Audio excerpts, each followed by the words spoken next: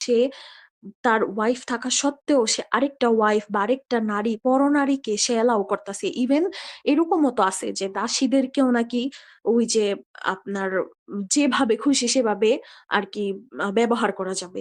So সে সৃষ্টিকর্তা কি একবারও বুঝে নাই যে আজকে যদি একটা মেয়ের হাসব্যান্ড তারই সামনে অন্য আরেকটা নারীর সাথে যদি সেক্সুয়ালি সম্পর্ক তৈরি করে, তখন ওই নারীটার মনে কি তৈরি হয়? সে যদি আসলেই যদি সৃষ্টিকর্তা যদি সবকিছু বুঝতো বা থাকতো, তার তো এগুলা বুঝার ক্ষমতাও থাকার কথা, বা এগুলাও সে বুঝতে ঠিকই পারতো। বলেছেন, তাহলে ঠিকই বলেছেন। এই নাতাশা আপা অনেক ধন্যবাদ আপনাকে। আপনি কি আর কিছু বলতে চান?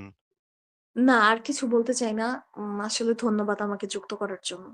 অনেক ধন্যবাদ আপনাকে। আপনি আপনার মানে অভিজ্ঞতা এবং আপনার যে ইয়াগুলা শেয়ার করেছেন, প্রশ্নগুলা শেয়ার করেছেন, এটা আমাদের আ অন্য দর্শকরা শুনবে।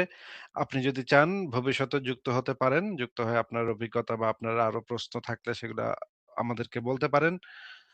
নাতাশা আপা অনেক ধন্যবাদ। তাহলে আজকে আপনাকে আমরা বিদায় জানাই। জি, জি, জি। ঠিক আছে। তাহলে ভালো থাক